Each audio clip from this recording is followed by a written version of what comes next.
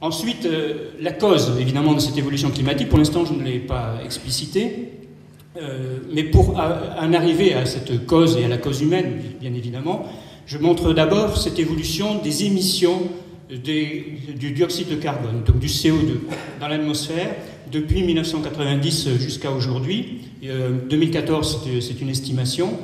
Et donc on voit que c'est une courbe croissante, et en réalité on sait qu'elle est croissante depuis le début de la période industrielle, donc en fait surtout depuis le milieu du 19e siècle. Et on voit en particulier aussi que malgré la crise économique qui a démarré en 2008, il y a certes une légère inflexion dans la courbe, diminution des émissions, mais pour autant on est reparti, donc essentiellement du fait des émissions dans les pays émergents, donc en particulier la Chine, on est reparti sur la trajectoire sur laquelle on se situait auparavant. Là aussi, une conclusion du GIEC qui est tirée de ce type d'observation, c'est que là, ce sont les émissions qui sont liées à la combustion des combustibles fossiles, donc le charbon, le pétrole, le gaz naturel, et donc ces émissions augmentent les concentrations de dioxyde de carbone, en particulier dans l'atmosphère, et on a atteint maintenant des concentrations qui sont inégalées depuis au moins 800 000 ans, et donc l'augmentation depuis le début de la période industrielle, c'est 40%. Alors là aussi, peut-être une illustration qui montre là aussi que ce constat s'établit sur des observations. Je vais essayer de revenir en arrière, voilà, et de lancer. Donc ce constat, on l'établit à partir d'observations, en particulier à partir de satellites. Là, vous avez une reproduction de la concentration du CO2 sur tout l'ensemble de la planète, avec des couleurs évidemment qui vont vers le rouge pour les plus fortes concentrations.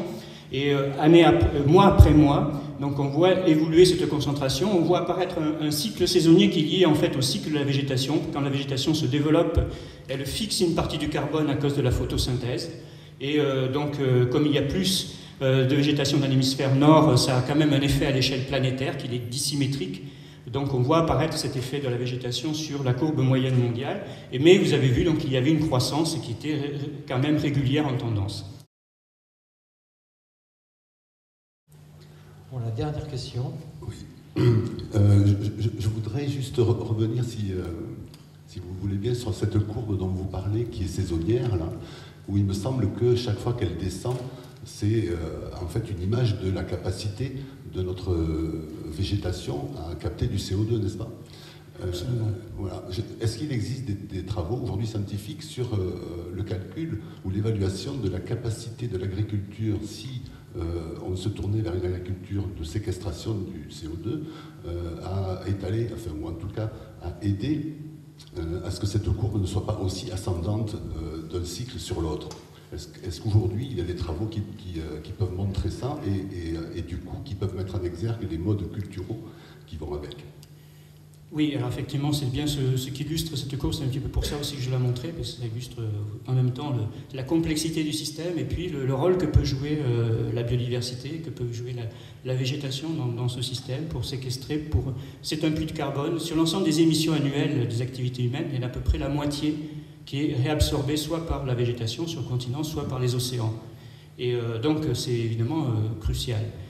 Et donc dans les mesures qui sont effectivement envisagées, dans le scénario finalement de stabilisation du climat à 2 degrés, on ne peut pas le maintenir, semble-t-il, même si je ne suis pas expert du domaine, ça je l'ai lu dans le rapport, sans développer ce qu'on appelle la bioénergie. Donc l'utilisation effectivement du bois comme ressource énergétique et le développement de la végétation qui permet de séquestrer du carbone.